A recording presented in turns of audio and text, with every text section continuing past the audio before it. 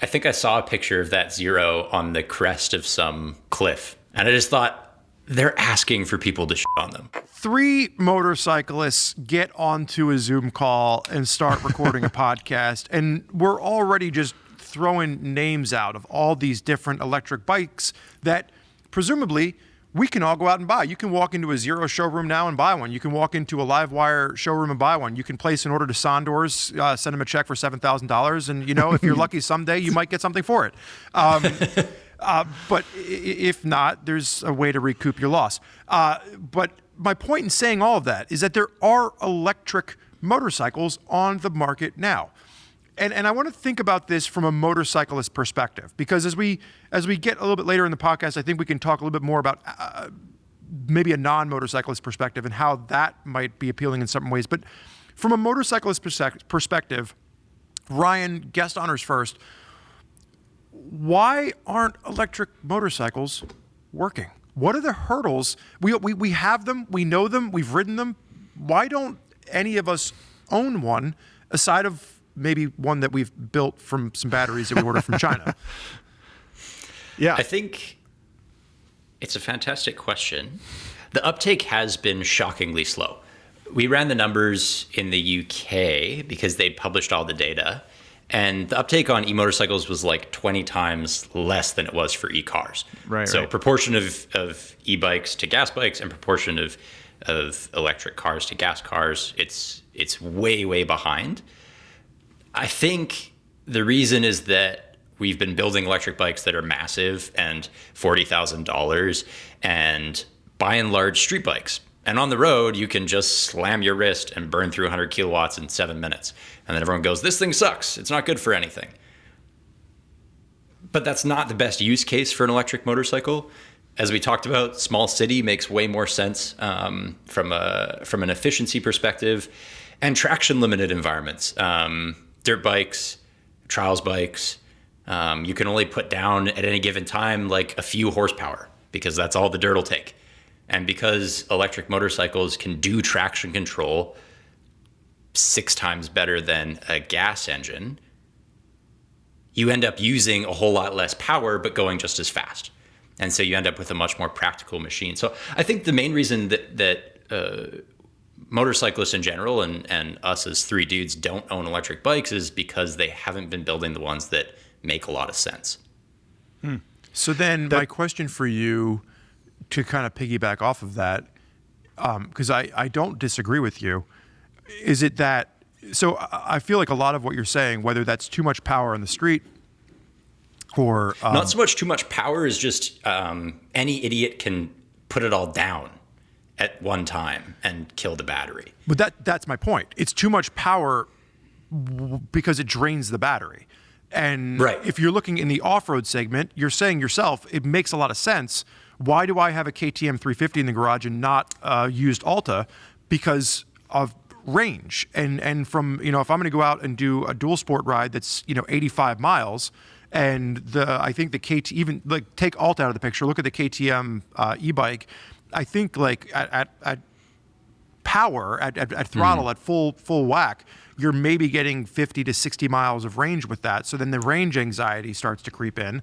So it sounds like we're building bikes that are too big, too powerful, and the battery technology hasn't caught up with that for motorcycles. Would that be accurate or no? Totally. Energy density is the big problem everyone talks about, right? If you take a liter of gasoline and a liter of battery, the amount of energy you have in it is a shockingly disparate number. To your point, absolutely, your KTM 350, the way you use it, sort of adventure dual sporting, wouldn't make any sense as an electric bike. But if you're riding motocross and you're running 20-minute motos, suddenly you have a much better case there. The closest I've ever come to actually buying an electric bike is a trials bike. They make heaps and heaps of sense on trials. I burn out way before the battery does. Right. Yeah. I'll put a potentially controversial take in here. I think because I think you're onto something when you say that motorcycle companies or companies who are building electric motorcycles are arguably building the wrong product because they're trying to appeal to sensibilities of motorcyclists and end up maybe painting themselves into a corner when they look at who has the ability to buy an electric motorcycle with all the technology that's needed and what those people want and so on and so forth. I would argue one takeaway that I had from the Zero DSRX daily rider that I did recently is that I think that there's a big miss going on in like marketing also in expectations. I think there's a cultural shift that needs to happen within motorcycling to understand what electric motorcycles can do, because all we ever, like you said, you can just ride an electric motorcycle and then you can burn out the battery and you can say it only goes 100 miles, like this thing stinks, I hate it. And the Zero DSRX, for example, is marketed as like an adventure bike. It's like the brochure is all about it being in the mountains, and I think that's basically, and I'm a fan of Zero. I'm like sort of almost proud of that company for considering how far it's come in the past decade or so. But it's a huge disservice to market that bike as an adventure bike. I feel like if it was marketed as an urban assault vehicle, if it was like, get around the city as, in silence, or like, bum around, eat up potholes without worrying about it. Yeah. Whatever it is. Then people would be upset that it was so expensive. They would be like 20 grand, 25 grand for a city bike. Are you joking? But what they would not be able to complain about is 100 mile range, 110 mile range. Let's just say 100 miles, which is nothing for an adventure touring bike. It's pitiful. But for a city bike, what do you need more than 100 miles for? That's great. And it's like stonking fast. I mean, it does power wheelies. It's got a front trunk for carrying stuff around. It's like upright and commanding riding position. It does all the things that a Versa 650 or a Yamaha Tracer 9 or these other kind of quasi-adventure bikes that aren't really adventure bikes. The only reason they get away with being called touring bikes is that you can fill up the gas tank in 3 minutes and you can keep riding. And they put saddlebags on it and they say, oh, it's a touring bike. But so many of those bikes are used to just ride around urban or suburban environments, and they're so good at it. And that's one of the reasons that people like it so much. So if we just Ryan, you need to understand that one of the things Zach is very passionate about in motorcycling is the frunk. So if you put loves the frunk. If you put a frunk on a motorcycle, Zach's going to sit here and sing its praises for at least 5 minutes. Continue, Zach. Keep going. I kind of get it. Had an NC 750 recently, and I was brought round to the frunk. Where I was going with that, obviously, thank you for bringing my rant under control, Spurg, is that I think that I'm often frustrated with sometimes myself, but especially the general public in motorcycling for being disappointed or upset about what an electric bike can do because of the way that it was presented, because, this thing is supposed to be this. Well, and if it's an adventure touring bike, then like there aren't any outlets in the mountains. LOL. What is this piece of crap? But if you just like look at it through a different lens, then all of a sudden, yeah, it's expensive and yeah, it's heavy, but that's kind of where the complaints end. It's a great point. I think I saw a picture of that Zero on the crest of some cliff.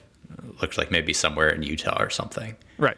And I just thought, they're asking for people to shit on them. Yeah. This is the worst possible photo you could take that bike, because anyone with an IQ level of 4 will be able to say, oh, there's no chargers in the mountains. and suddenly you have a bad marketing image. So yeah. So I think it does deserve some mention. We did run an article on Common Tread at some point, or no, excuse me, it was a Common Tread Journal magazine article from our friend Tucker at Electric Cycle Rider, which is a fun YouTube channel and website if you haven't seen it. He did a backcountry. I think he did 1,000-mile backcountry discovery route. Is that right, Spurgeon? Yep. On Zero DS, like Zero Dual Sport, and it was obviously an exercise. Like the point was, you can do this if you want to. And certainly the story was rife with range anxiety because that's, you're building the whole trip around like, can I get to that thing and can we charge up and will it work? Which in some ways is not totally dissimilar from a dual sport ride where you need to pick your way through the mountains and find gas along the way. But it was a big piece of the narrative was like finding electricity to fill up the bike. But the point is, you can do it. It is possible, and we're getting to that point where I think, seeing an electric bike that's quote unquote designed to go into the mountains or designed to go on an adventure, it's not that it cannot be done. It's that it, like you said, Ryan, it's such low hanging fruit for criticism, Yeah. And would you want to do it? I've heard that the most recent iteration of the Long Way Up, where they did it on the live wires, basically devolved into that. It was not so much about this adventure, but we're going to try this adventure on electric bikes. And the whole thing was an exercise in maximizing range and overcoming range anxiety. I don't know if this is true. I haven't seen it, but it sounds a lot like what you were talking about with the gentleman who wrote that article. Yeah.